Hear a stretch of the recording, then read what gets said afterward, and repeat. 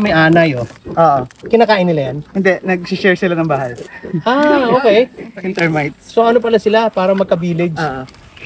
Kaya lang ang problema doon kapag bago pa yung colony tapos nag-share yung ani ng bahay, di sila ganun lalakas. So tamang-tama na may mga boxes tayo.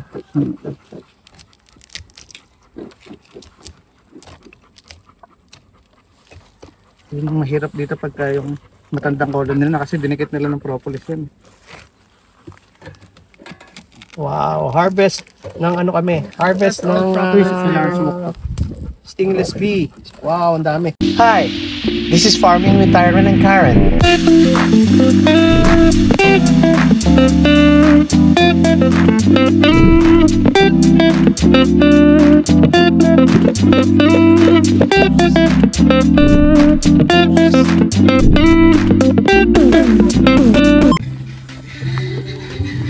Hi, good morning. This is Farming with Tyron and Karen. In today's episode, mag-aano kami. We got yung expert na bata na beekeeper, si Millennial Beekeeper. So, welcome to our farm, welcome to our vlog. So, it's nice to collaborate with you. Kasi before, ang nangyari dito, in-introduce namin, before we even started farming, in-introduce namin dito yung colonies ng stingless bee. That was like almost 4 years ago, 3 years ago. Yung mga nagturo sa amin, yung mga naturuan nawala na. So never kami nagkaroon ng chance mag-harvest. So I think it's a very nice 3 years na araw eh. Yeah. So pinakamaganda dito, nandyan yung box, actually si Karen sa beekeeping sa UP. But of course, para sa akin, kailangan namin ng experts na katulad mo, tulad nyo. Experience. Yeah, kasi katulad nga na sinabi ni Jack Ma, our generation should learn from the new generation because mas yung alam nyo in technology and everything. So we will learn a lot from you today. So of course yung kasama rin ng mga namin ng subscribers and viewers. So by the way, ito kasama ko si Wawi, si June, si Mystery Bee, and si Millennial Beekeeper, Chris, and Paul. Okay, Chris and Paul. Yeah, ganda ng kombinasyon. Okay, so pupunta na tayo. Dalawa yung site namin. Okay, so dala natin. So pakita, ito, smoker. Hindi ho whiskey laman ito. Smoker naman to. Mas malaki smoker mo sa taas, ano? Meron smoker din dahil. Pero smoker ng karne. Okay, so are you gonna... mga lighter naman. Lighter. Noah! Tawagin ko Noah, pakalaman mo to. Noah! Okay. Tawagin mo, pakita ka. Okay.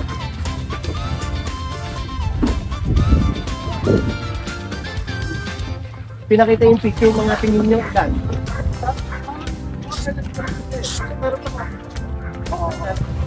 Ano ba na ako?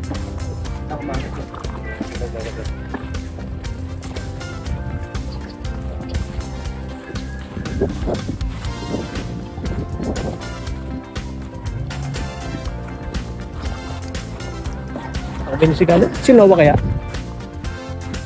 Nakuha na? Sunduin niyo si Karen ha? Akin eh. Sunduin mo si Karen. Bigay mo kaya yung mic. Ipak, bigay mo kaya yung mic. Naka-post. Post. So, Millennial Beekeeper.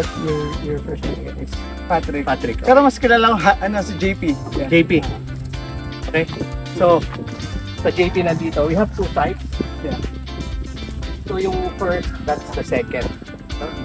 So, tingin ko okay din dito. Okay dito. So, yung ibang gamit, dito na lang muna kung anong kailangan. Okay.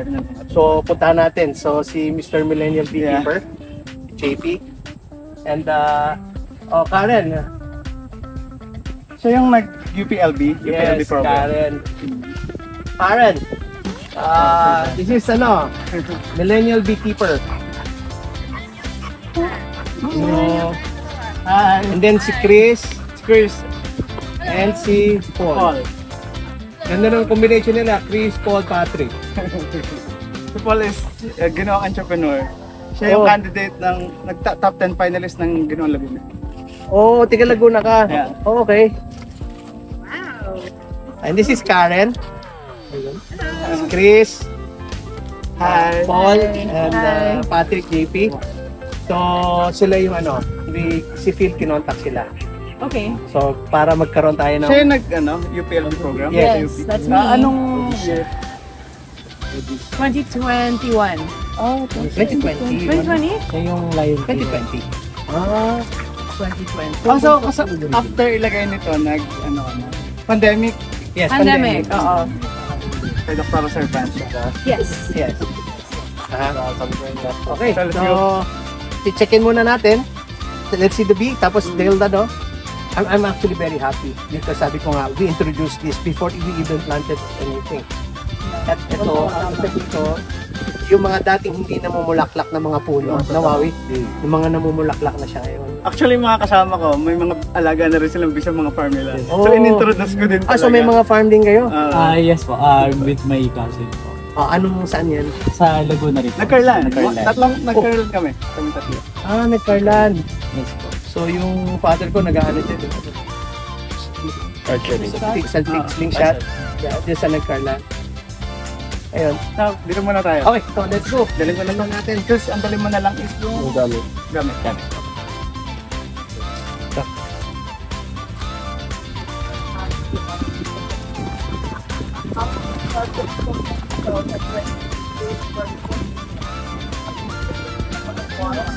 Boy. Dahil sa kulaya pa, wala ako sa nito. So, nag-introduce ako ng calling sa kanila. Nag-fight sila sa akin. Ayun, nag-coordinate sila ngayon. Okay. So, we have 55 minutes. And then kung mapapansin mo, ayan, nakapaligid dito sa farm yung lemongrass, yung citronella. We have 150 na bagong tanim na black coconut. Yung taas namin, ginagawa namin food forest.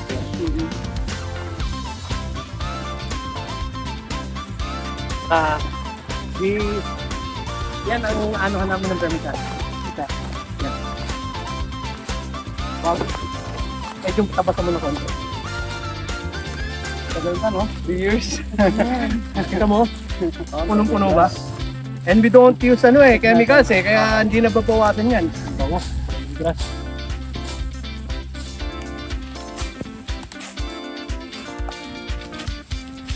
Puro ka daw, mawa ka dito. Nakapag-face ba kaya? Yeah, only on the last day. One day lang yun. One day lang. So they taught us a little bit how to harvest. Pero, sobrang di ba? Parang kulang. Kulang, sobrang kulang.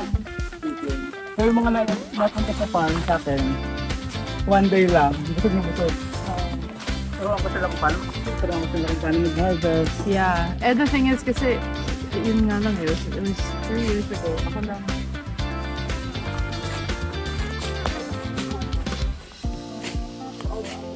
Ito lemon. Nag-ano oh. Ito yung hindi dapat Pero subukan natin sa fertilizer yan. Nalagyan sa fertilizer. Dito po hindi pa po yung kapako. Saka sa ibabaw.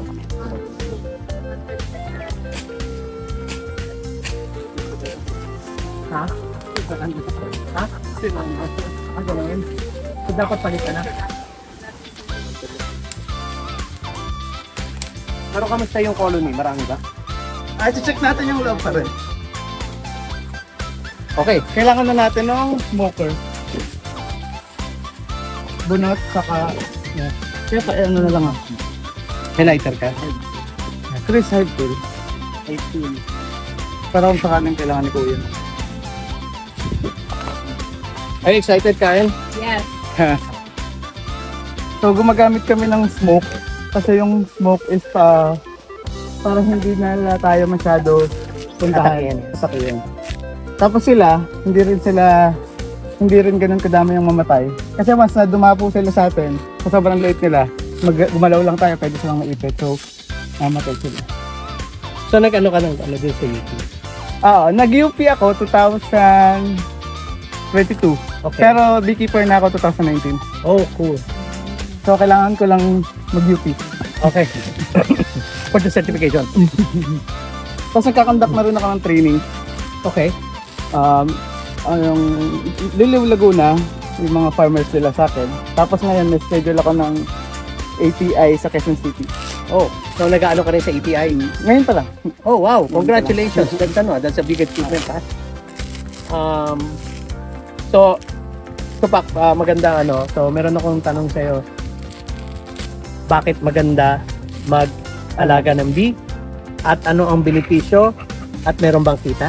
Oo, kasi ang pag-aalaga ng bee, ang pinakamaganda sa kanya is yung mag-benefit yung mga crops dito. Okay. So kung farmer ka, ang pinaka purpose mo is pollination. Okay. 40 to 60% pwedeng itaas ng yield. Okay. And then bonus na yung honey, bonus pa yung colony. Kasi every year namumultiply yung mga colonies. Kaya lang hindi niya siya na-multiply kasi nga walang gumalaw. So dapat maraming siya kung na-split. Tapos honey, yung mga byproducts niya. So, ang mga byproducts niya is Honey, pollen, propolis. Propolis. So, saan ang gamit ng pollen? Ang pollen is energy booster. Okay.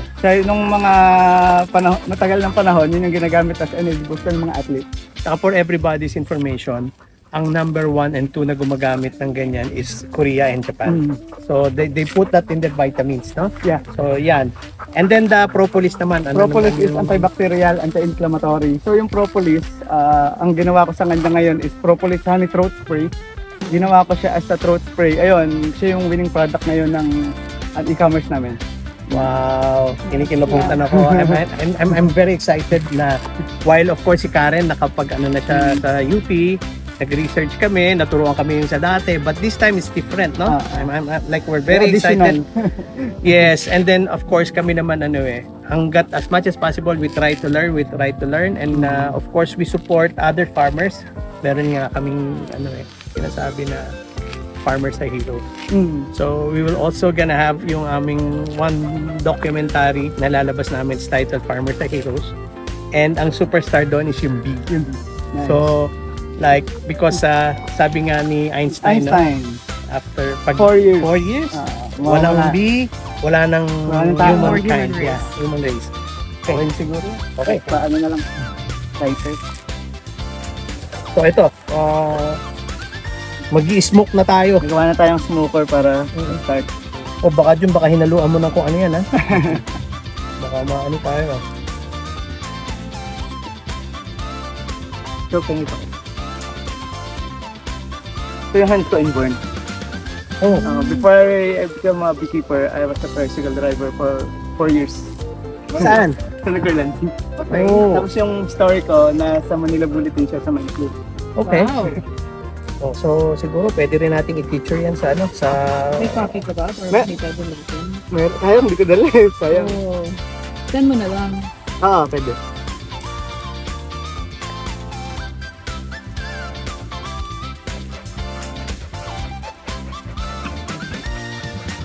So yung ito talaga pang milipira talaga siya European honeybee. Kasi na-discuss din, tatakal din yun. Yes. Mas aggressive pa din sila. So ginagamit na rin namin. Dati nag-try kami pinasok lang sila Chris yung mga dati nag-aano sa amin. Asan yung bee suit? Yung free? I don't know nga nawala na. Hindi, yung free mo ba yun? Not No, the I head bought it one. for you. No, not that one. The one, the full suit. The stingless bees can do. Yung white. The one that I got is just the veil. Ano ang pinasabi ng may free? Yeah, yun nga, yung veil. Ah, okay. Dinala Yung ko veil, dito. half I don't veil. know where it went. Meron akong kagaya nun dalawa ata. Nandito yun. Yung white na ano niya. Yung sa ulo lang. Oh. Di ba din nila mo yun dito? Okay, so ito na. Sa'yo. Check muna tayo. Pero ito parang died na to. Ah, pa talaga? Hindi, boy pa. Hindi lang siya. Yan, sobrang.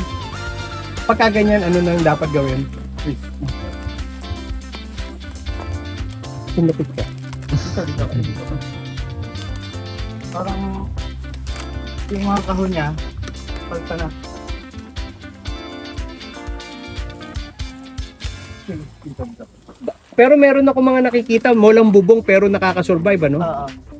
Bakit kaya nabulok yan? Ito may honey. Ano lang, sobrang tagal na. Saka hindi ganun ka ano yung kahoy nila kasi ang ginamit lang naman is parang plywood. Okay. Hindi makapal. So mas maganda yung palatsina. Ano yung mga nasa dito? Yan, oh. Ay, may puno na kasi. Puno ng bee? Yeah. Oo. Ng honey? Yeah, and that's also the So pwede ba tayo magpakuha kahit parang tayo, papatungan natin. Na mesa? Na mesa? Yung sa taas? Pwede nga lang, bumbahin mo nito. Oo. Bumbahin mo nito. Napapitang, lumapit. Oo, hindi ka, ano, yung, hindi naman papasok sa tenga mo.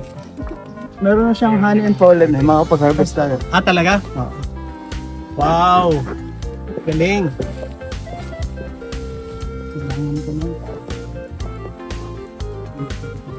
Kailangan mo ng alin? Ito pa. Sanga. Ano to? Hindi, wag lemon yan. Lemon pala yan. Ayun, Yan, ayun, ito. Ito ba pwede? Oh, yun. Kahit ganun lang ka, ano ba? Tapos tutusukan lang yan. Ayun, sa baba. Galing ni Jun, advance. Pwede na to? Okay na to, tira mo. Ano ko na lang, papalinis ko na rin.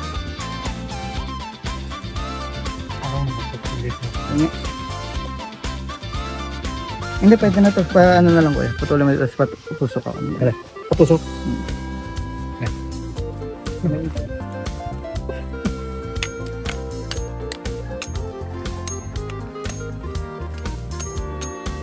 Next Saturday sa search again naman ito. Wow! Ano lang, 200 columns.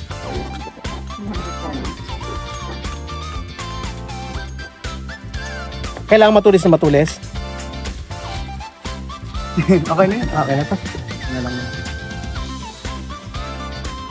Antayin lang natin yung table.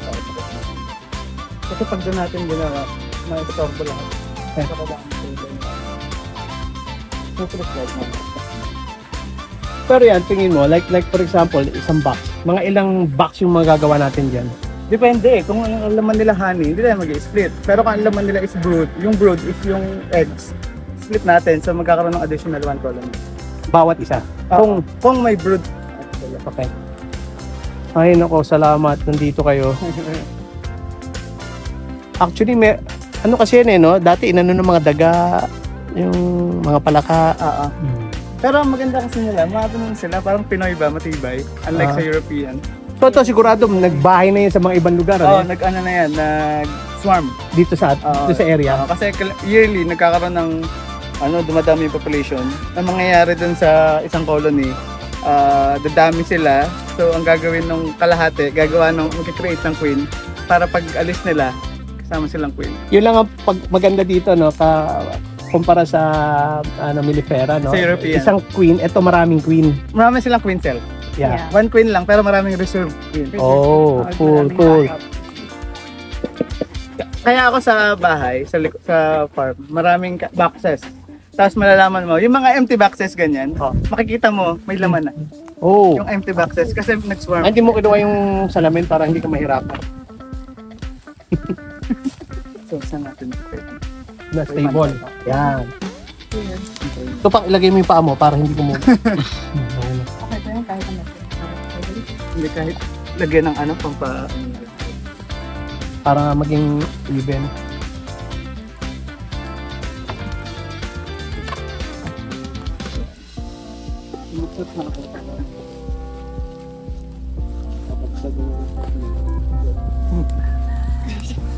So, ano naman yung nakikita niyo magandang observation dito sa amin? Napabayaan namin to, but Actually, napabayaan na sila, pero nagpo-pollinate sila na maganda. so it's just so happen na hindi namin sila na-split. Hindi nyo lang sila na-split, pero buhay pa rin sila. Okay. Tapos malamang din yung maaaring yung umalis, yung nahating colony nakatulong pa kayo sa wild. So wild. Oh wow, thank you very much. Yun naman ang gusto namin. So that's really our intention. And we really want to be a responsible farm operators, farmers. Kasi ang ganda nga nung na-realize ko lang, kasi hindi ko naman talaga gusto yung beekeeper. Gusto ko talaga mag-abroad, kaya ako nag-beekeeper. para makatulong sa family. So, anong nangyari? Nang pag-aralan ko silang galing kasi nakakatulong ako sa ecosystem, nakakatulong ako i-provide yung honey na totoo sa tao. Tapos kumikita ako para ano yung family ko. So sabi ko, ang galing eh. May purpose eh, di ba? Yung purpose mo nandun. So, ginagawa ko siya with the purpose, hindi lang for money. You know what, the great thing with what you're doing is when you give back Yeah. to nature, the nature will give back Pero to us. oh, that's ano so, It's not double only to us, it's for the next Lahat. generation. So, Kaya masaya. and, Alam mo yung lagi kong sinasabi sa mga client ko, sabi ko, alam nyo, hindi nyo ako bayaran, okay lang sa akin kasi mahal ko yung ginagawa ko. Pero kailangan ko lang din kasi yung panggasto sa family ko, kaya magpapabayad ako. Pero kung hindi ko kailangan ng pera, gagawin ko yan kasi mahal ko yan eh. and Yun. that's the secret of the good business. I've been doing business. I've been an executive for a long time, and being pure and being genuine is the formula to success. Hindi yung hindi yung magaling ka masyadong ganito, magaling, because if you love what you're doing, it will evolve eh. And then parang law of attraction yan. The more you love things, the more it comes back to you, it multiplies. And also us doing this para sa nature, I always feel happy every time I think about that we're beekeepers here. Kahit hindi kami magagaling, I still tapos tinatanong ko lang sa kanila, dumadami ba? Hindi ba namamatay? And then sabi nila madaming tawag nila dito mga tao, daming tao. Okay. So, Sige, check muna natin. Mr. Millennial Beekeeper, do your magic. Kulang ulit. Dagdagan natin.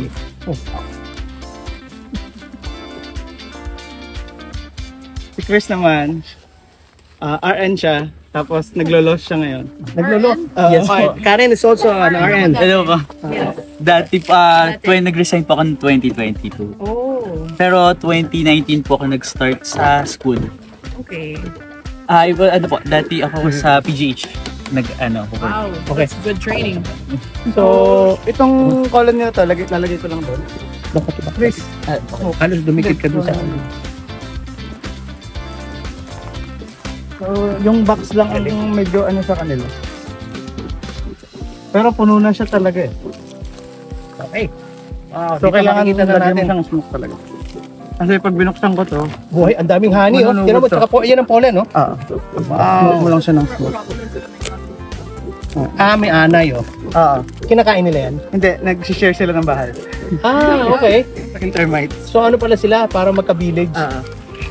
Kaya lang ang problema doon, kapag bago pa yung colony, tapos nag-share yung ani ng bahay, di sila ganun lalakas. So tamang-tama na may mga boxes tayo.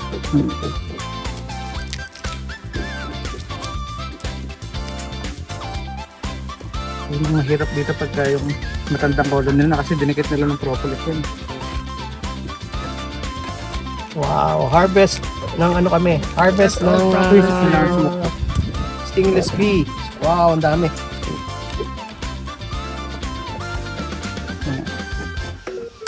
We're with Millennial Beekeeper.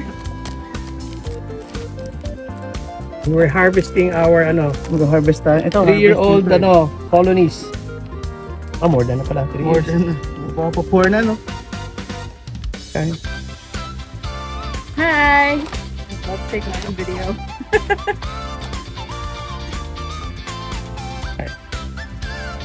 Dapat Tuesday, di ba? Say hi. Kaya, JP. hi!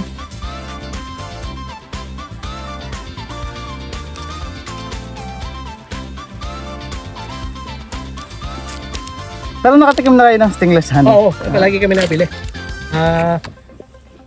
Ako, every day, I drink stingless bee.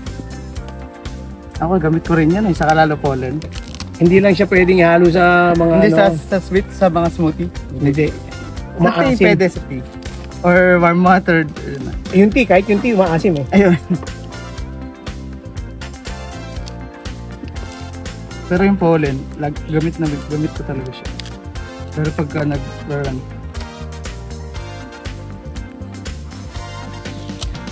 ay may brood. Oh, we can split. We can split tapos may kaya makaka-harvest pa, no? Konting harvest. Konti lang.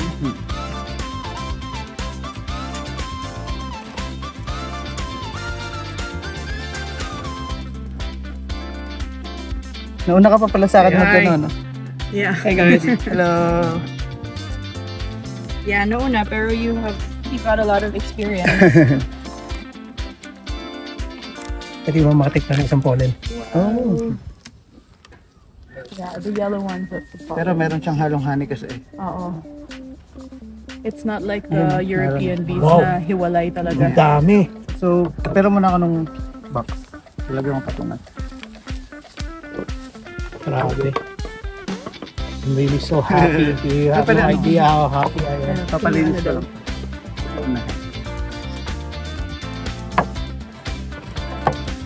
Sige, akin na yung ano. Alin? This one?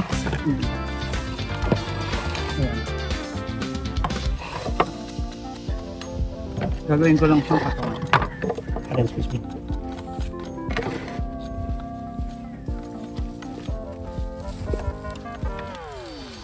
Yung ano ng honey. Yung ito. Nagpabili sa akin si Phil. Yung jar? Yan muna ang inano ko, binili ko.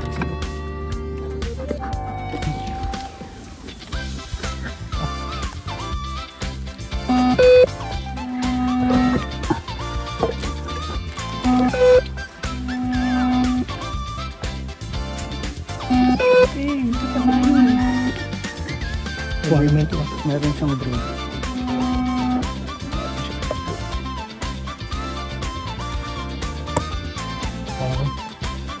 This feels so good. Ganun lang natin yung sa ano. Ayan yung brood, oh. Yeah. Yeah.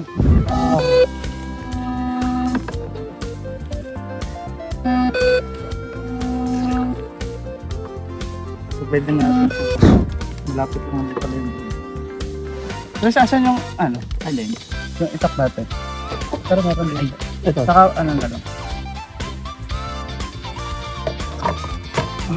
Ito yung cook tree. Ito yung ginagamit ng mga ano, mga warriors ng Saka malaki pa nga yung box na ginamit nila.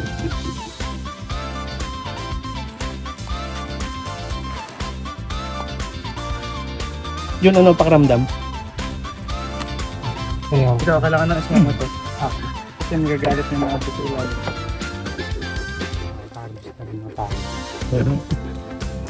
Kamustahin mo naman si Chris. Chris. Hello po. Hello po. Dating nag-aalaga namin. Yung tinuruan ko. Chris din po ang pangalan. Ay, oo. Pero baguhan pa rin po ako. So, honey, gusto niyo tikman? Sige. Kasi sana may kutsara kayo na para. Pero, Pinakabon. Pero pwedeng, pwedeng ano naman, tatak din. ay sige po. Ay, Sayang.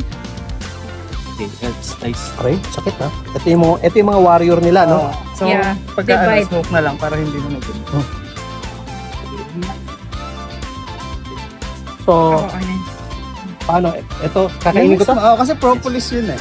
This one? I can eat this? Propolis yan. Pwede ko kainin? Oo. Yes po. Doable siya. Tapos, Medyo waxy lang po. Wow, sarap. Sarap. It's different po pag ano eh, pag nasa high, sweeter. Kain.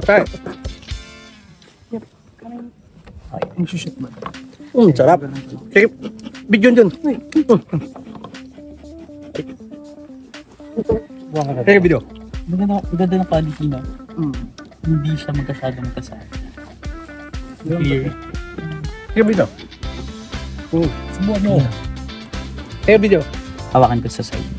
Hindi, ano ko na dito. Yummy.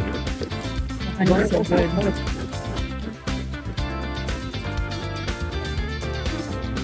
So, Chris, ilagay mo. Hey, it tastes like calamansi.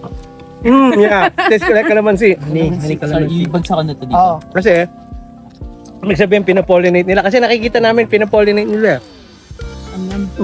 Yun.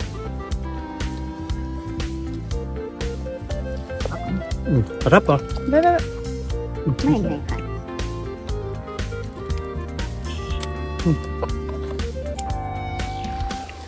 Ang galing pa ng ano nila. Kukri. Sana nga pong isang box na yan. Tapos isang takot. Sorry. Ano to? Ako ba sa may wood? Ayun. Okay na. So, wait lang, Chris. Ah, sige. Asan yung pollen? Yung pollen, yung yellow. Parang ito po. Pwede ako makakain. Ah, sorry. Ito. Dried pollen yan. Other yan. Hindi ba sobrang dami to? Hindi naman. Okay. Medyo powdery po siya na sweets. Ano. Parang ano Pastillas. Wala, tsaka Viagra.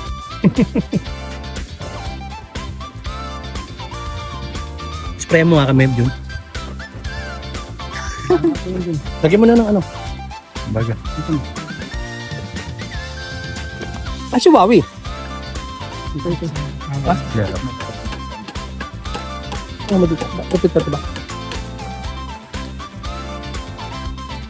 Okay na. Sige.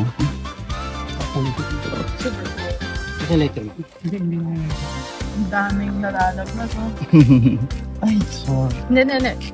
Because there's so Tapos, much talaga eh. Yung bagong split, yung bagong colony, iiwan natin dun sa dati niyang pwesto. Kasi yung mga bees na forager, umalis, sila yung bagong magpapalakas ng bagong colony. Since hindi naman natin to ginalaw, marami siyang nurse bee sa ilalim. So babalik lang natin to sa kanya, saka yung takip. Tapos ililipat muna natin siya sa ibang location. Yeah. And the forager bees kasi diba, pagbalik nila at wala na yung house nila, medyo mag-worry sila eh. Sorry. So we need to put them back. Yung isang colony, ilagay natin sa kwarto ni Jun. Hindi din nga yung ginawa nilang box. Pero tingnan natin. Ay, yun mga Meron kang Ay, yung takip ito na ba? para sa... Bagay, pwede rin naman siya. Saan natin to pwede mo nang ilagay? bago. Kasi hindi mo na sila pwede magsama. Kahit pansamantala mo. Pero wag yung lalanggamin kasi Sa kwarto nga ni June. Jun, saan tayo pwede maglagay? Sa kalamansian. Lalayo natin. Oo. Pero kailangan may bubong. Meron tayong bubong dyan. Pero for the meantime, halimbawa, dun muna sa may bubong na yun, dun muna sila. Habang ginagawa nyo yung paglalagay ng bago, dun muna sila. Kaya? Pwede po din sa Palagay na lang po muna. Okay. Hey, kuya. Saan po, sir? Sa Kumubusin yung laman. FB live natin. nato.